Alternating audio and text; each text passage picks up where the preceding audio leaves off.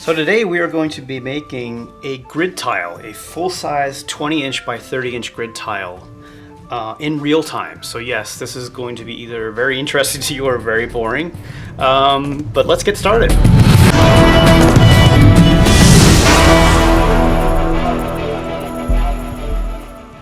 So just so you know, on YouTube videos, under the gear icon, you can speed up a video, which might be the way to watch this.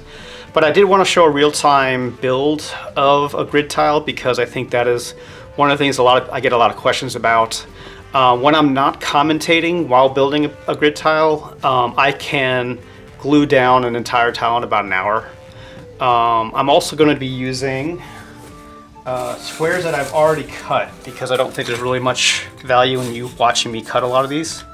Full disclosure, these were actually cut for me in a manufacturing pipeline that I'm trying to set up. Why am I trying to set this up? Well, I'm trying to set it up so I can provide folks with these squares on GameGearMaster.com.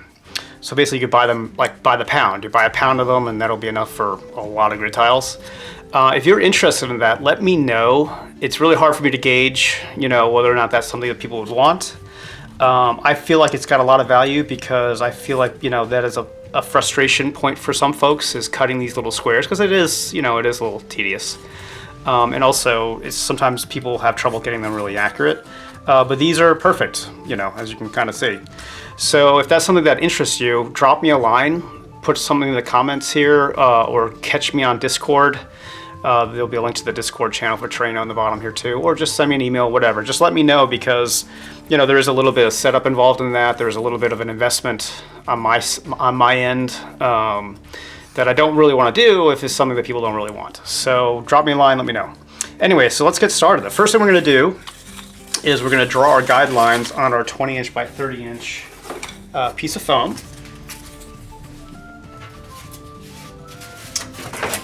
Ooh. Hey, real time, folks. Things are going to happen.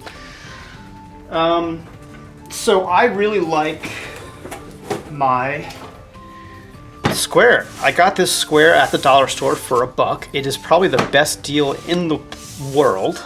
It's metal, which is really great.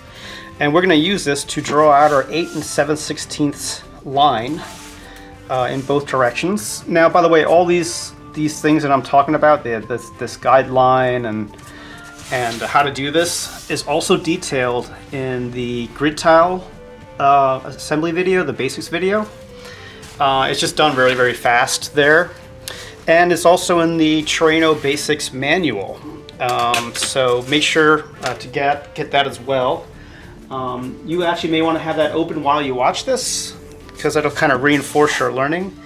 But I will say, since writing that manual and putting it together, I've gotten a lot faster and better at building these things. So you may find some techniques that aren't as detailed in the manual. So now that I have this guideline, I want to do a right angle to this. So I'm going to use my T-square to measure that out. I always got to kind of think about this real quick. All right, so here, let's do it this way. So I'm going to put the end of this at 8 7/16. 8 7/16 right there. And then I'm going to make sure it's on a right angle to this. And I'm going to do this far away so I get the most accurate line, just like that.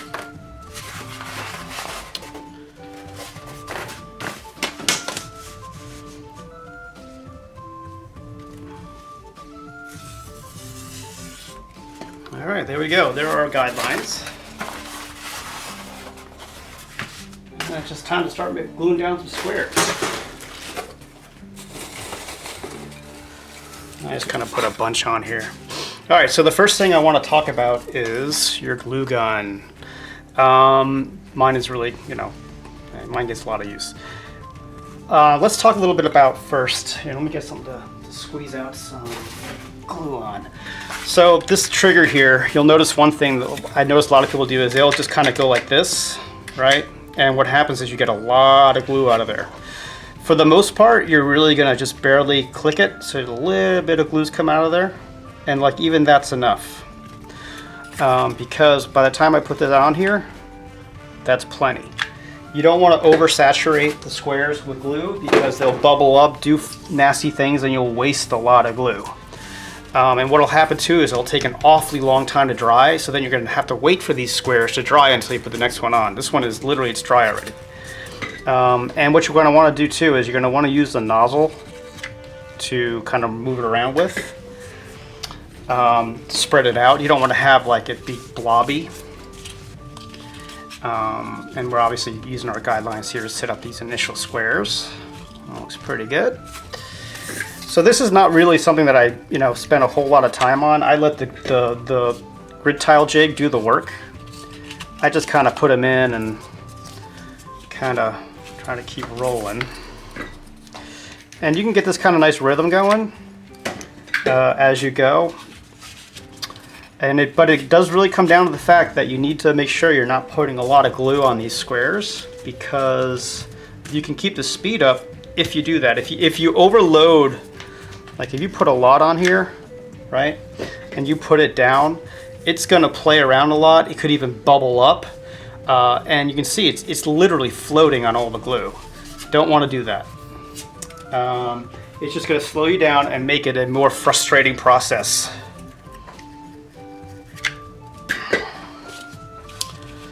And what I generally do is, if you guys have seen my grid square cutting techniques, oh, that one didn't have enough on it. Okay, we'll fix that.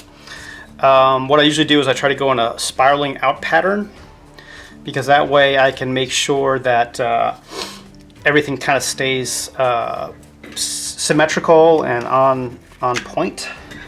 Let's fix this gap real quick. Put that guy back in there. And every time I put a square down, if I can, I always check it in both dimensions. That is just a thing that you need to do, because that's what keeps drift from happening. The idea that in one dimension it will be accurate and the other dimension it won't be accurate. So like lengthwise it might be fine, or widthwise it might be fine, but not both. And that usually comes from somebody who's making a grid square or grid tile and also only checking it in one dimension.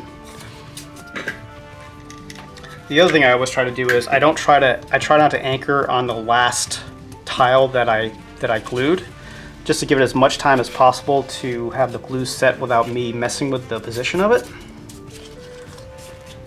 So here, this one's probably right now. There we go. Let's do one here. And you'll notice that I don't totally keep very strict to the whole spiraling. What I try to do is I try to keep it balanced so it kind of grows in the same kind of direction equally, in all directions equally.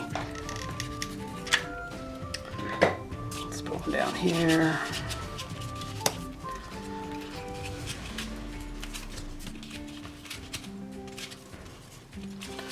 Usually when I'm doing this, I'll listen to a podcast or music, or I'll put a movie on in the background. It kind of gets to be like, something you kind of just sort of do, kind of like a Zen thing. If you're spending a lot of time, kind of worrying about positions of the squares and stuff, there's probably something in your process that's off. It might be in the way you're positioning things, or maybe in the way you're checking the position of things, as in not doing it in both dimensions. It could be the amount of glue that are on there, which is making your squares move after you position them. But once you kind of get the hang of this, it goes pretty fast. And you can notice I really don't put a lot of glue on there. And that's because the hot glue, we're not relying on the hot glue to ultimately hold these squares on long term after the grid is done. We're going to be relying on quick coat, our mixture of equal parts paint, PVA, glue, and water to do that. That's going to be the real bonding agent that's going to make this grid tile one solid piece of foam. So you don't have to really worry about doing that. You don't have to worry about the hot glue doing anything but keeping it in position, keeping each square in position until we ultimately paint the entire tile. There we go. Always check both directions. As always, you can check out the Terraino Discord if you have more questions, and you can also talk to other users who have had experience making grid tiles. I'll leave a link to that in the comments below.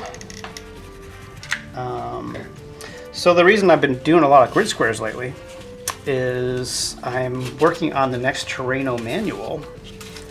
And yeah, so that's coming along pretty well, but it is a large build.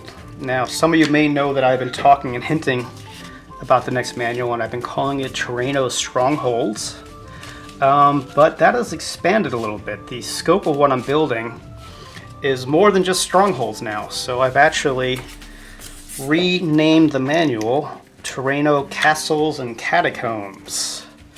I think it's going to surprise some folks. It's going to be a fairly large build. I'm looking at around 35 to 50 tiles of this 20-inch by 30-inch size, if that gives you any idea of the scope of this build. I'm super excited about it. It's a challenging build, which has made me, it's made me have to innovate more than I've done in the past. I think there's more new pieces in this new manual than there are in all the Terraino manuals so far. And I am super excited to show it to you guys. Also doing a lot of things where, my philosophy always is to get the most out of everything you build. That sort of was illustrated and started out as a design philosophy with the pocket doors in the basics manual, right? You build one piece, you get interchangeable doors or an archway out of one piece. And that philosophy is now going to go on to, that type of design is now going to be expanded into walls and a lot of other types of pieces. So you build one piece, and with various different inserts, that piece can do a lot of different jobs, which is a kind of a neat concept, I think. I think that is going to be a very dominant design feature in Terraino going forward. So stay tuned for that. We're also going to be doing some additions to the Terraino Tech Manual. A lot of additions to there because, I'd really like to give back to the folks who have already supported my efforts, and the Tech Manual needs some love. I think there could be more in there. I think I want to give you a little bit more value for your money on that one. And the things that I'm designing just make sense in the Tech Manual. They're light-based, LED-based. They're also going to be, there's going to be some accessories in there, which I think you guys are really going to like. I know I'm sort of being cryptic, but hey, I'm really excited about this. I don't really want to kind of let the cat out of the bag just yet. And that is also because things may change. So I tell you, like I remember saying, oh, I'm going to do all these things for the Terraino Tavern. We're going to make all these accessories and stuff. And that really didn't happen for various reasons. So I don't really want to go into details and specifics right now. This is more of what my intent is right now. Yeah, keep that in mind as well. So as you can see, I'm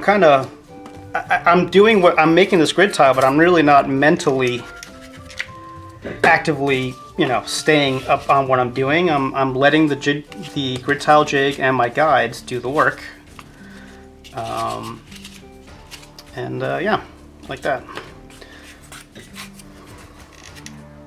By the way, I have also, I can't really show you this because I don't want to move the camera. I can't move the camera actually.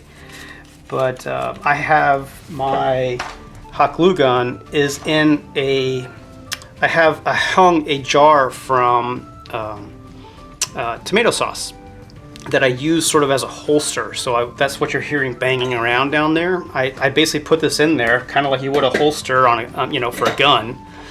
And that's what I'm picking up and taking and bringing back each time. It makes it really easy for me to get the gun, the hot glue gun out of my hands so I can position. And it makes it really fast for me to get it back into action for the next square. And that's something you should also think about. You know, it's all about economy of motion. The less you are messing around with your tools, the less time it takes you to position each square is going to have massive dividends by the time you place your 100th square. So yeah, keep that in mind. Always sort of be aware of what you're doing and how you're doing it. If something feels frustrating or just time consuming, look at that. Look at how you're doing it. Look at your process. For the most part, there's often ways that you can do small, subtle changes to your technique that could have large dividends if you're doing a lot of crafting. For instance, with my hot glue gun, I used to have it sitting just on a piece of foam next to me. And there was a lot of issue with when I would pick it up, it would be all stringy, it would be piddling out hot glue, so it would get all over the gun. It just wasn't a great way to work. Now granted, this does still piddle out some hot glue, but hot glue is cheap, so I don't really care. You can see there's some around the sides here too. But again, it's okay because now my ability to use it more efficiently is boosted greatly from what I used to do.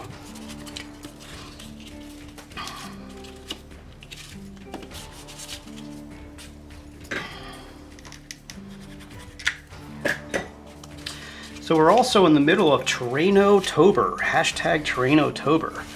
That's a competition that the entry date is, all entries need to be in by October 30th. And basically the theme for this is spooky stuff, terrifying Terraino. So it's kind of a broad theme, but the idea is that folks who have entered the contest are building things kind of Halloweenish, and what's going to happen is I will judge them on Halloween and announce the winners on November 1st. And the winner gets a unique trophy of sorts. It's going to be an item that I will be designing for them that will have their name on it and a little bit about their winning entry. So it's kind of cool, a unique item for a unique creation for Terraino-tober. You still have time to enter that if you'd like. If you have an entry you'd like me to take a look at, just drop me a line, let me know about it, and hashtag any pictures or video of it with the hashtag Terraino-tober. And if it goes well, we'll do this again next year.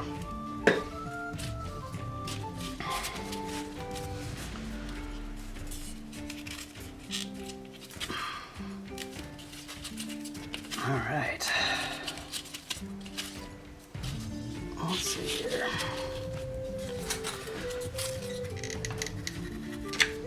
So I think we're already about a third of the way through, maybe a little less.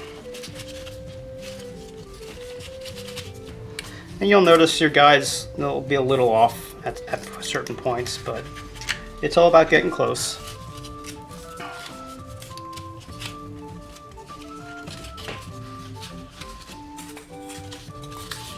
By the way, this is the original grid tile jig that I made now over 2 years ago, and it's still going strong.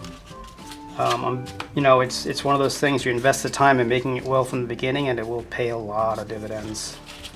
And you don't want to, you really do want to try to keep the same jig, because if you make a new one, the new one may be subtly different than your old one, and that could have effects for if you're trying to marry up two grid tiles, one that you made with your old jig and one you made with a new jig. But the other way you can do it is you can actually, if you have to make a new grid tile jig, you can make one by taking an existing grid tile you made, putting in the different bits of your new jig into the grooves of your existing grid tile, and using that as your template to make the new grid tile jig. But ideally, it would be just the ideal thing would be to just repair the one you already have. For instance, I've actually repaired this rib and this rib. It fell off and I had to re-glue it.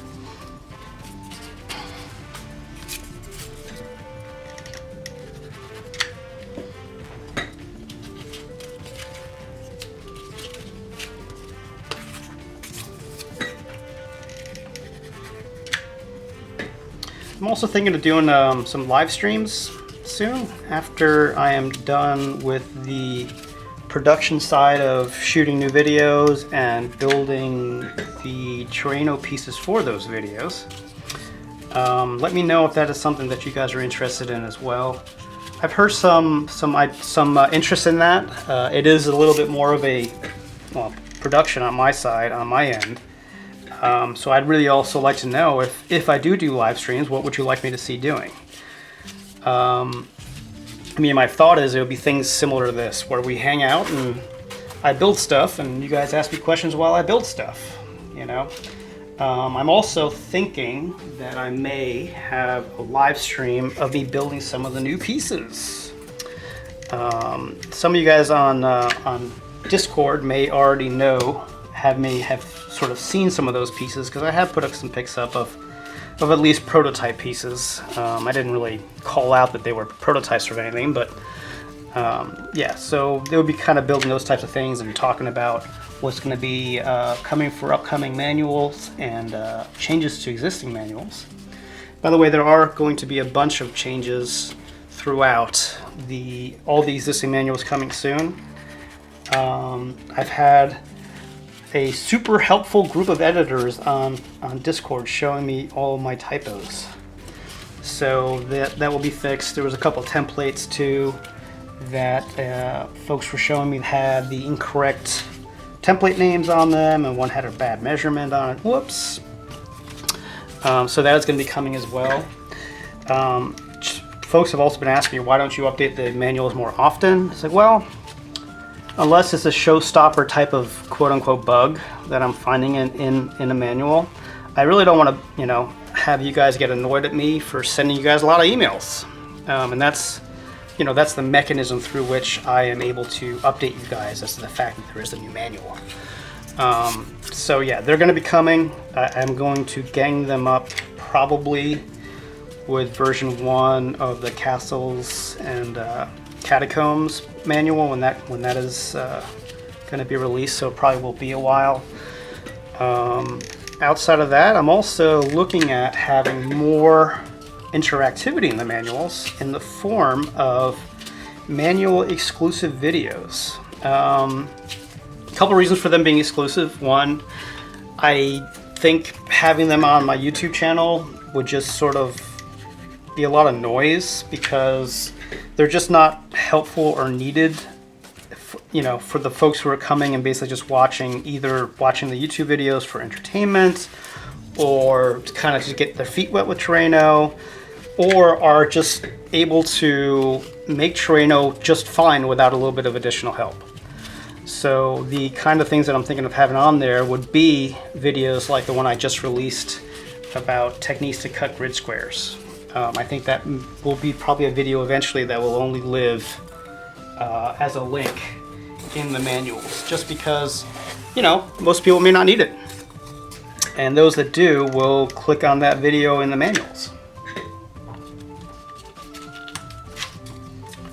I've also been toying with the idea, because people have, rightfully so, been saying, you know, you're printing out these templates and they have all this solid green on them. That's a lot of toner. That's a lot of ink that is being used on my printer. And printer ink, as we all know, is more expensive than oil. So, you know, it adds up. And I'm looking into ways to make that, you know, less of a hit. So also that's one of the things that probably is going to be across all the manuals in the next update. Also had a really great suggestion asking for a separate PDF of just the templates along with the manuals, and that is definitely going to happen. I don't know why I didn't think about that. That's definitely going to happen the next time around. But in the meantime, it is pretty easy to print out just the templates for your manual. You just need to set a page range in the printer dialog. But yes, I fully acknowledge that was a dumb decision on my part.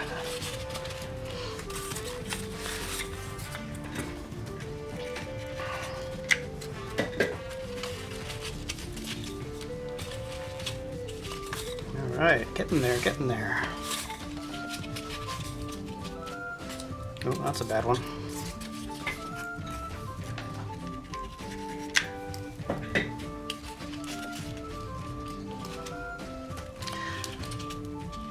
I will say it's been a really great year for Terraino. I think the first year, we had a few hundred folks looking into it. Now we're up into the thousands. The Discord's about to hit 200 members, which is really cool. People in there seem like super excited. Really, a lot of smart folks in there doing really creative stuff. Creative stuff not only related to Terraino, but just crafting in general. So it's a really fun community to hang out with. They're active daily, which is great. There's folks there who are experimenting with Terraino, coming up with some neat ideas. And they're just nice people, It's really an interesting cross-section, too. A lot more women than I thought would be into Terraino or into Terraino, and they're very active and vocal and coming up with really cool stuff. So yeah, there's funny, like I had my sort of preconceived notions that the folks who are going to be into Terraino would sort of mirror my gaming group, which were predominantly men and a couple of women, but it seems to be more of an even split, which I'm very happy to see. And I think that might be a generational thing too. I think my generation, women were less likely to play D&D, but this generation I'm very happy to see that is not the case. In fact, one of the best DMs that I know is a woman, and she brings a unique perspective to the game, which just only makes it more interesting and better.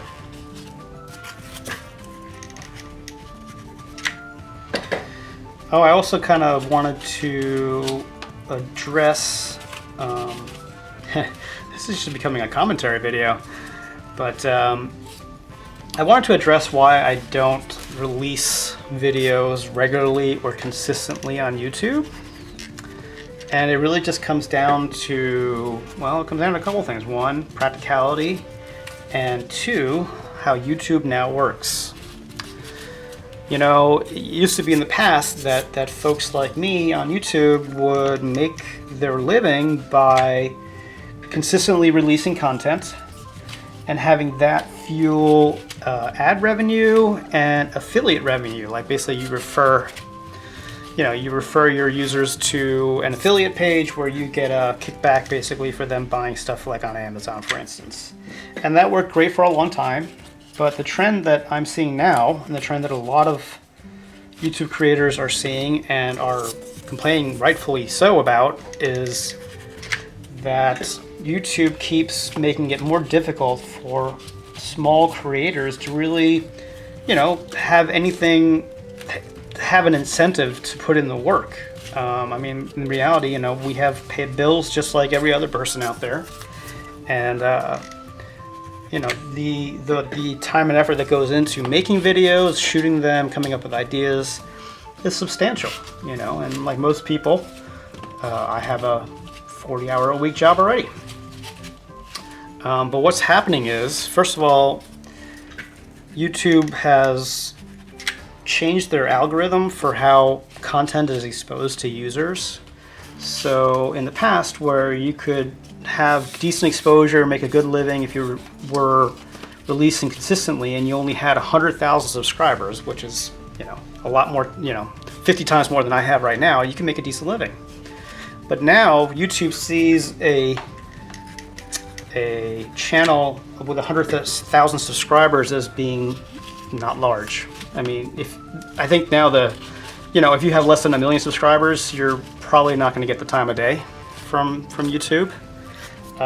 So what you're seeing is, I think if your feed is similar to mine, you're seeing a lot of basically network television, very large YouTubers with multi-millions of subscribers. They're getting the exposure, and they're doing well. While other folks who are putting out content that's great, and also maybe multi-times a week, but have less than 100,000 subscribers, are now forced to put out content where they're hawking product, or they're endorsing, or they're talking about, things that are not really relevant to what people signed up to their videos for. And they're doing this just to pump out content because they have to, and I don't blame them for it. It just is, it's what YouTube is forcing them to do. Well, I never wanted to be on that treadmill, because I realized when I was trying to be on that treadmill of putting out a lot of content, I didn't have the bandwidth left in my brain to come up with great Terraino ideas. I felt like my quality of life wasn't as good. And I mean, I could see, you know, the trend was YouTube being less and less supportive of small creators. And so therefore small creators having to work more and more for diminishing returns. So that's pretty much when I went to the model of selling my manuals, because I felt like I had something of value to give. And it was more sustainable, you know. And I also think there's something to be said for folks plopping down their hard-earned money for the manuals, because, you know, that I think inherently instills a different level of commitment in the person who buys the manuals, and that is a good thing, because, you know, this is a challenge. This is something that takes time, it takes effort, but there's big payoffs. You know, there is an accomplishment from crafting, and I think from Terraino specifically, that I think is just, you know, it's hard to replicate. I mean, I get a lot of satisfaction out of when I build Terraino and I put it on my table, or I take pictures of it, or I show it to my friends, my players, you guys. It is a great feeling. But it is one of those things where there are times where it's tedious or tiring, and every crafter will tell you that, you know. I mean, I look at the guys like Dungeons and Glue Sticks who sit there and cut individual bricks, you know, for hours a day, and that to me is such a level of commitment. I was like, oh my goodness, how do you even do that? But that is part of crafting. And Terraino has its own kind of time sinks like that. By the way, some of them are going to be going away on the Castles and Catacombs manual. I have ways that have cut down my paint time by like 90%. And it also goes with the way the new pieces are designed. So that is one of the things I am super excited about. Yeah, also I've come up with some ways to do texturing, which are incredibly fast, like to do brickwork. I just don't, you know, using these techniques, I just don't see any reason to do it the old way. I think it actually comes out incredibly great. Yeah, so I'm going to be talking about that some more as I perfect the techniques. Yeah, and this build for Castles and Catacombs is also a giant stress test for the Terraino as a technology. I did a mini stress test of this for, some of you guys will notice, and from the Taverns manual, there's a lot of pictures of a village with a road going through it. And the table for that was a stress test of using a grid tile jig to do a very large open area of grid squares. And that area was about 3 feet by 6 feet. So considerably bigger than just one tile here. And yeah, it worked out great. Basically, I was able to put squares on the entire 3 foot by 6 foot area, and they all worked out. They all stayed square. So that was really excited about that. This time around, the stress test is, can I make 20 by 30 sheets like this that all stay close enough to each other when they're butted up side by side that I can glue them together to make large pieces of squares. That's a little bit of a different type of challenge. All right, so now that I've gotten this part here where I've sort of gotten the end done, I'm going to turn it around, which will make it a little easier to finish the other half here. Now here I'm not going to obviously be able to spiral because I have this old edge here. So what I'm going to do is, basically what I do is I start on the center line with my guide here, and then I spread out this way as I go. That seems to work pretty well. You just want to make sure you stay on this line, and that way it'll stay square. So let's put another one on here real quick. Get that rolling.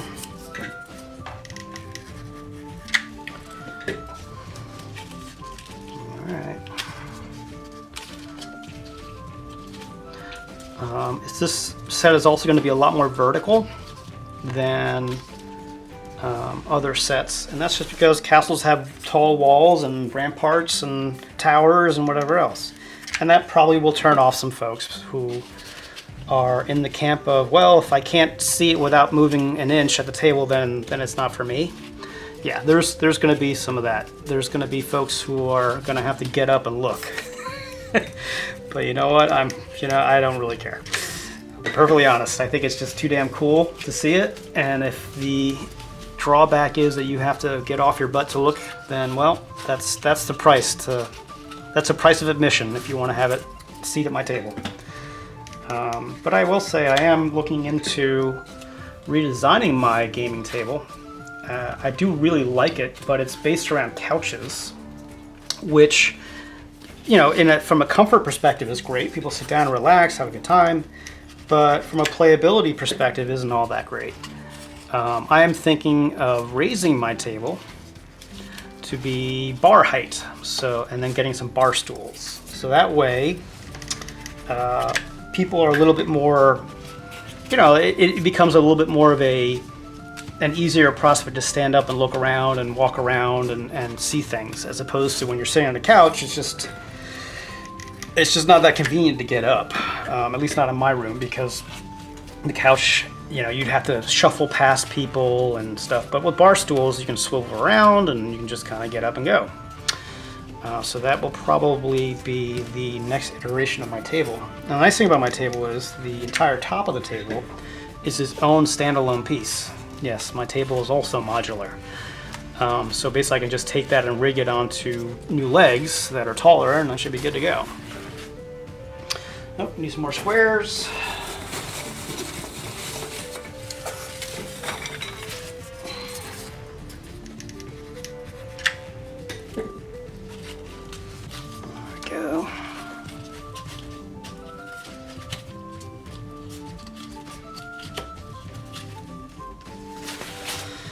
The other thing that YouTube is doing is they are giving preferential treatment to longer videos.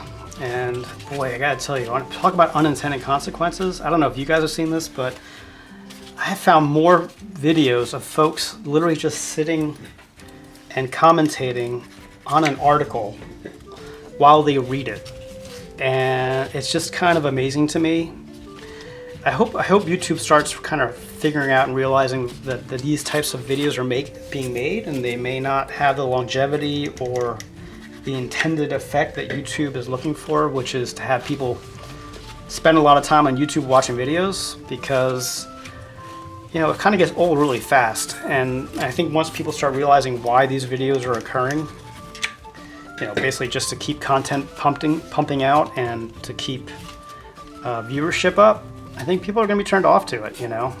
But it is one of those things, like when you are a one-man operation, like most of these YouTube channels are, they need to do what they need to do. Like look at what I'm doing right now. Imagine if I put out a video like this every week of me just doing this. How tired of my channel would you get? Would you come back to watch? Would you sort of resent me for filling your YouTube timeline with just fluff? You know, just stuff to keep my numbers pumped up? So that's kind of the thing. I really try to respect your time as a viewer, your time as a Terrainoer. Yeah, I mean, I look at my YouTube channel as a library of content that is not entertainment and has a longer shelf life than 99.9% of the stuff on YouTube nowadays, which is people commenting on current events or commenting and reviewing products, that kind of stuff.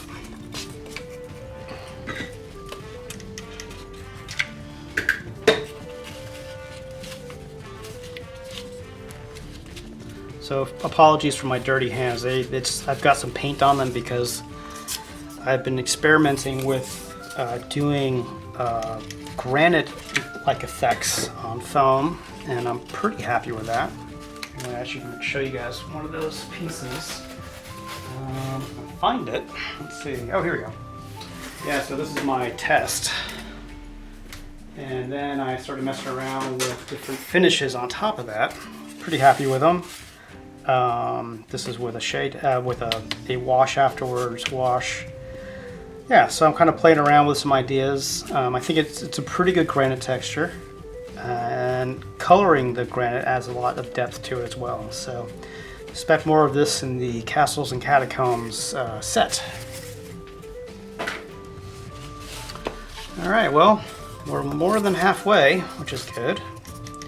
I find the second half usually goes faster. But like I said, usually when I'm doing this, I'm usually not talking as much.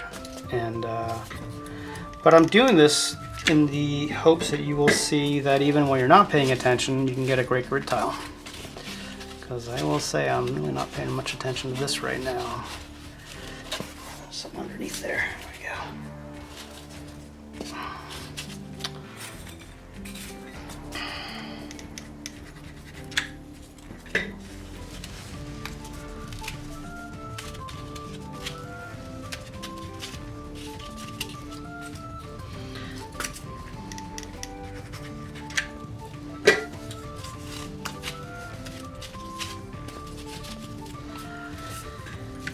If this is something that you're interested in, these kind of real-time builds, I can also do them for other pieces of Terraino. I would think that the socketed connectors would be something that folks might want to see. I have been producing a lot of those lately. I am probably close to 600 of them now. Yeah, I need a lot of them for this build.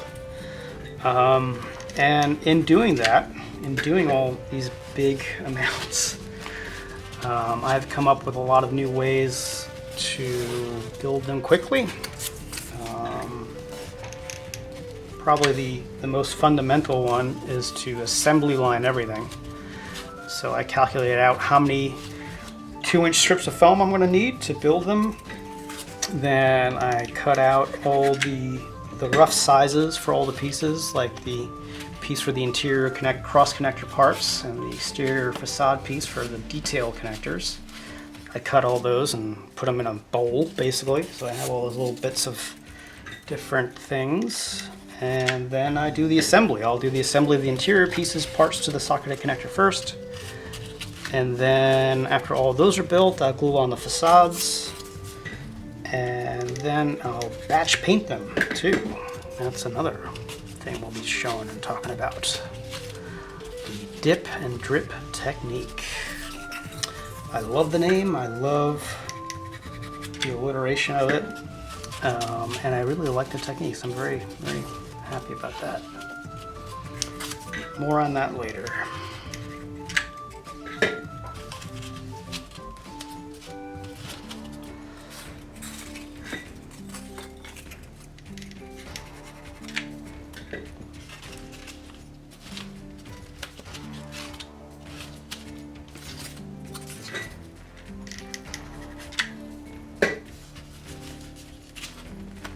Oh, it's so weird to do this without any video on or podcast on. It's so quiet in here. You guys, of course, when you're watching this back, will have music underneath, but I have dead silence. It's kind of odd. Okay, so now I have this next piece. I'm doing this next row. What I probably should have done was, while I was drying, put one of these on, but all right, well, you know. I'm going to anchor onto it despite it not being totally dry, which you probably shouldn't do, but I want to keep an eye on it when I take my jig off to make sure that it didn't move. It did not. Cool. And then yeah, now it's dry.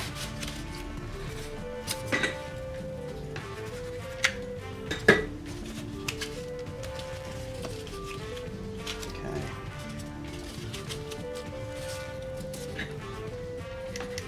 And that's always a good thing. You can always just kind of check it, you know, see if it's dry and not moving. Yeah, sorry, I noticed that it goes from being completely movable easily, and then all of a sudden in an instant you can't move it at all. I don't know what happens, but something just sort of... And that only does happen when you put a thin sheet of the glue on. If you put a lot on there, it'll stay mushy for a long time.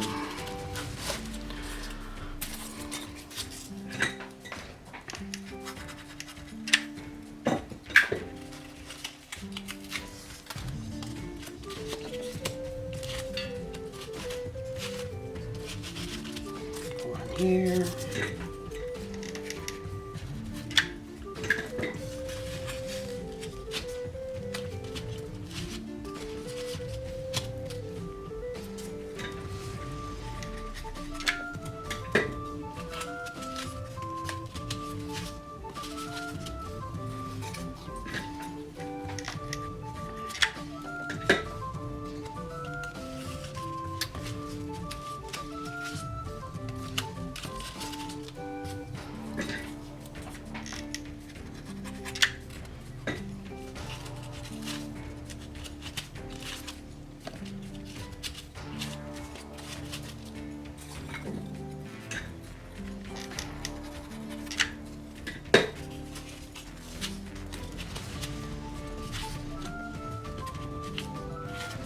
I will say there is a zen to this. It's just kind of, I don't know, it's nice. I know maybe that's just me, but after having done this for so long. But just the sound of the foam, the sound of the scraping of the hot glue gun on the foam.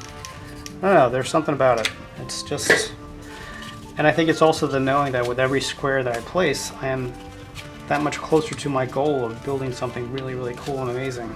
Well, at least I hope it's going to be cool and amazing. We'll see.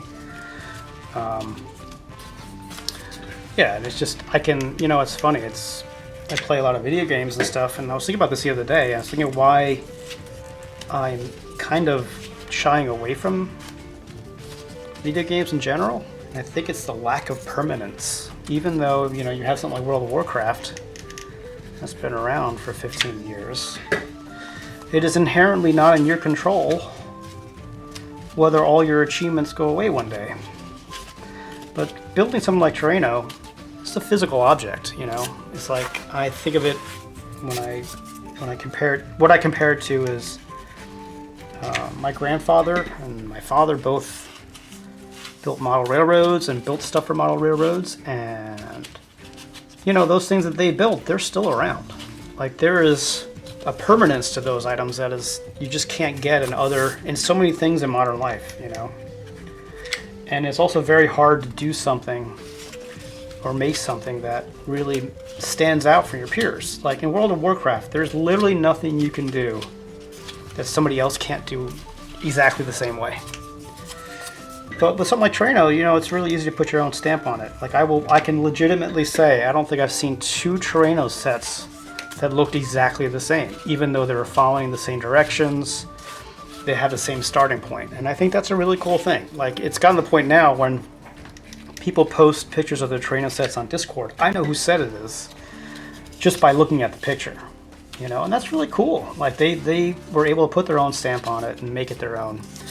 And that's the whole point of, you know, the whole Terraino is open source for personal use kind of thing, because that way they can take and run with it and make really cool stuff and show it off and yeah, have that sense of accomplishment.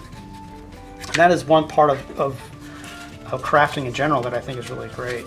And that's what got me into it, was this idea of building neat stuff, getting that feedback from people at your table, having that sense of accomplishment, and being able to look at this stuff in 10 years and have it still be there and relevant and useful. And yeah, it's great. I really like that. I mean, I still remember I used to play a game called City of Heroes, and I loved that game.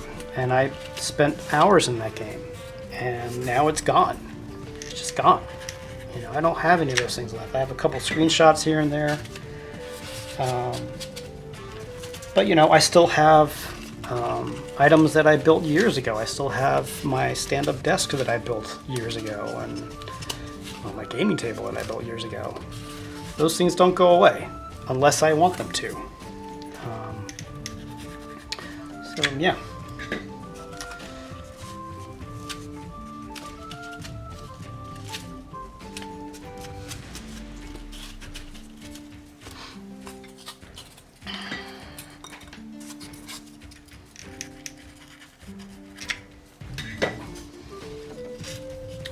By the way, if you have questions about using Terraino at your table or whatever, I did do a video called Frequently Asked Questions for Terraino, where I kind of demo the large tavern that's all over. It's on the cover of the Terraino Taverns and Towns manual. It's all over in the insides and stuff. And I kind of demo how I would use that at the table. The biggest question I get from folks, and I get this and I understand it, you know, it comes up all the time, as well, you know, players are going to come in the front door, then you have to take the whole thing apart, and the way, and the, you know, what's unsaid there is that it must be hard to take it apart, and it would be completely and utterly impractical. But that is the one thing, that is one of the major design features of Terraino over a lot of other types of terrain, even stuff that you buy that costs a lot of money. It clicks together, right? So you can take off an entire floor of a building as one self-contained piece. I mean, the only limit is the grid square it's sitting on, and what that is. Like you have two of them that are comprising your second level of your building. Well, yes, you'll have to take those two pieces off, but they'll come off as two self-contained pieces. We're also going to be in the castles and catacombs, and we'll be talking a little bit more about how to make pieces that'll make it easier to section off your terrain at the table, to make it more convenient to add and subtract pieces, large chunks of terrain from your setup. And again, that comes out of a practical need. You know, what is it? Necessity is the mother of invention. Well, since this build is going to be so large and it's going to be so vertical, I have had to design new pieces that will make that still be a practical thing to use at the table. And that means that we're going to be having some new hybrid pieces that, well, not hybrid really, but fractional pieces, you know, pieces that are pseudo connectors, but they're basically one connector split in two, so you can have that be a junction point between two large chunks of terrain. We're going to have some grid tile frames, which are going to be pretty cool. I think it's going to be neat just as an architectural addition to Terraino, but also as a practical addition.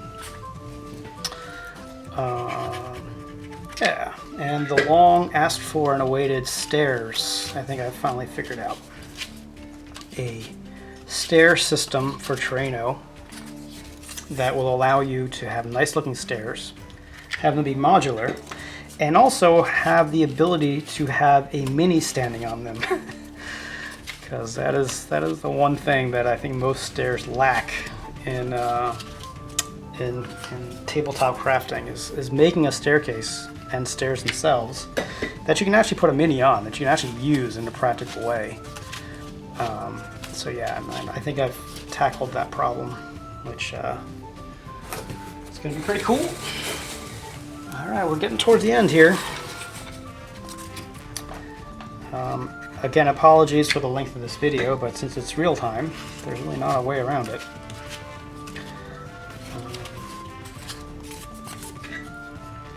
Hopefully it's been somewhat entertaining, maybe from an ASMR and just sort of Zen standpoint, just watching somebody do some work. If not, if it wasn't, well, then you probably haven't gotten this far anyway, and you won't hear what I'm saying.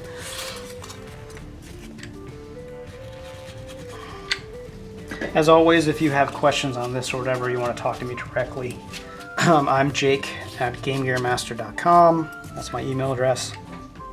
Feel free to get in touch with me.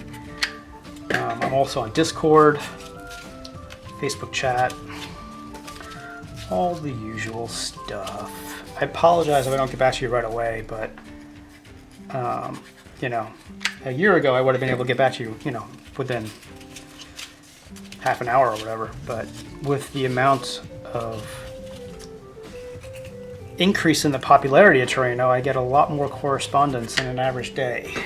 And I can't just sort of pop in and do that between work items anymore. I gotta kind of sit down and make a concerted effort to go through that at the end of the day. So apologies for that. But I will say, what I have been noticing is that most people who ask me a question, if I have not been able to get back to them in a timely manner, they go to Discord and they usually get an answer from another Terraino user. And that is awesome.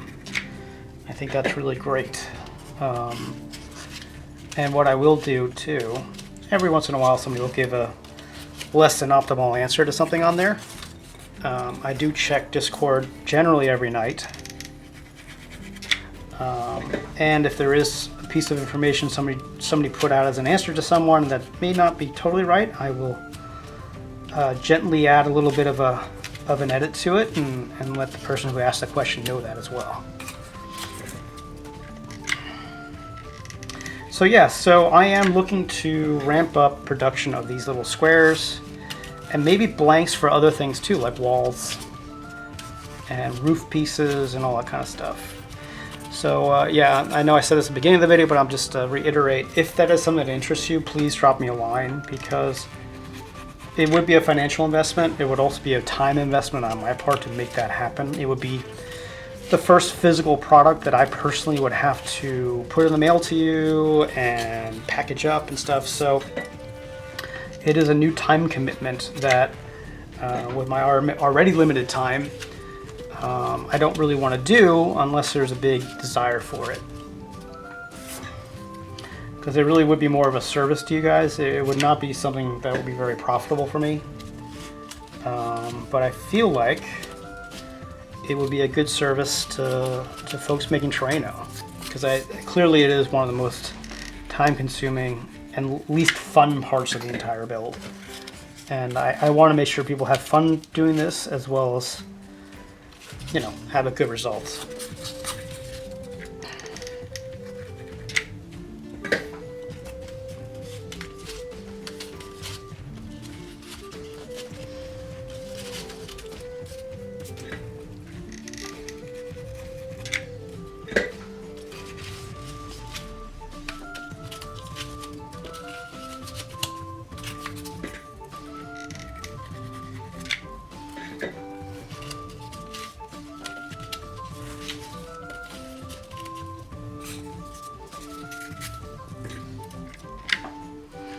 Oh, by the way, also, I now have an Amazon store, and I'll put a link to that down in the bottom here. Anything that you purchase through there does help the channel. At no additional cost to you, but it also has a complete equipment list for everything you would need for each one of the Terraino sets, the basics, taverns and towns, and tech. And of course, when the Castles and Catacombs set comes out, the manual for that, there will be an equipment list for that as well. You can also, I'm working on becoming, believe it or not, I'm working on becoming an affiliate for Dollar Tree, which is kind of crazy since their prices are so ridiculously cheap. They do actually offer an affiliate program, which is crazy to me. But hey, I'm happy for that. But keep in mind that I am fully aware, and hey, I don't take it personally.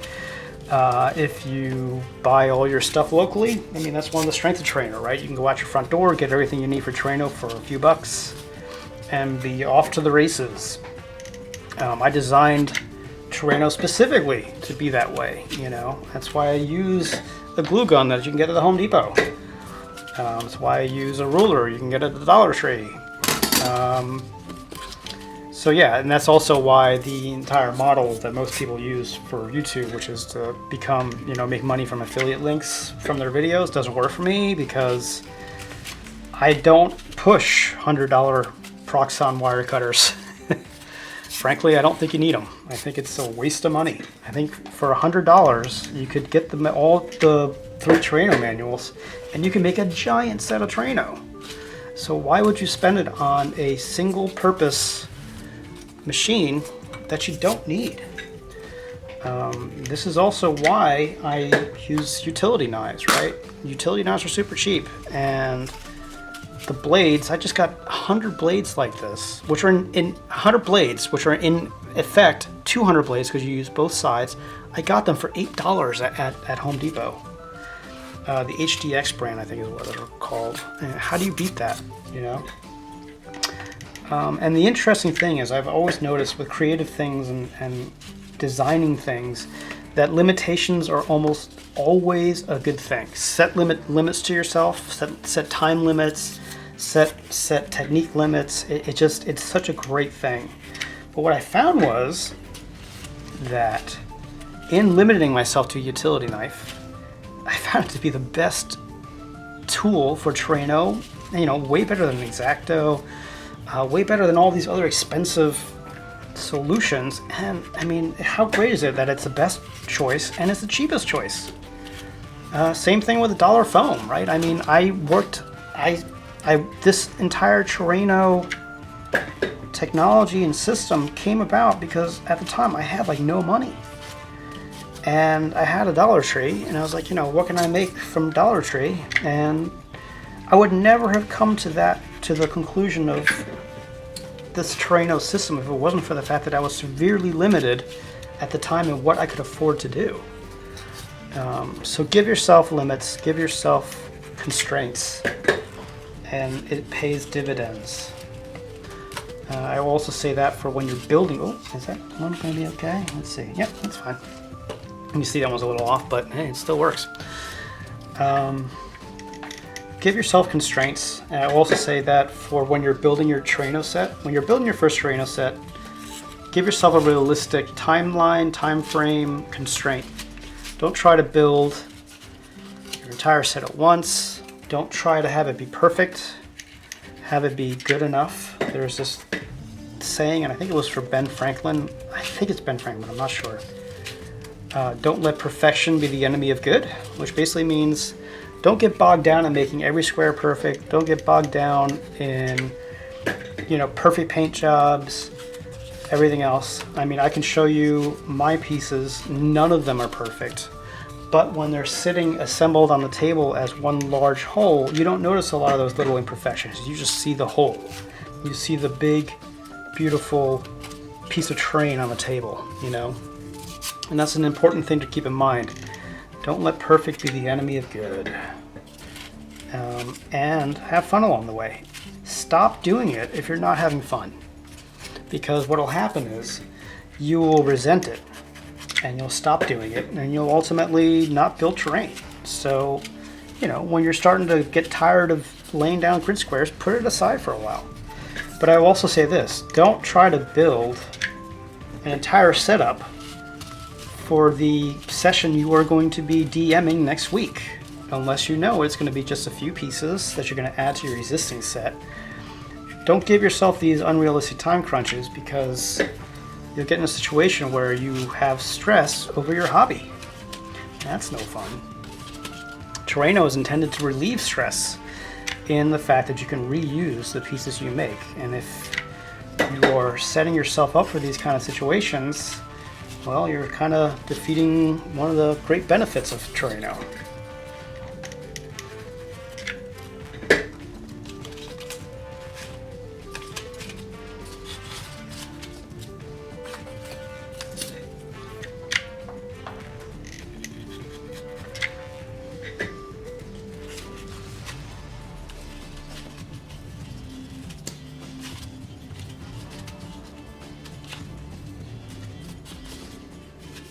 Go. Give that a second, 2 more squares, and then we are done. So obligatory, please like and subscribe, but you'll notice I don't really harp on that because, well, I don't really care if you like and subscribe, honestly.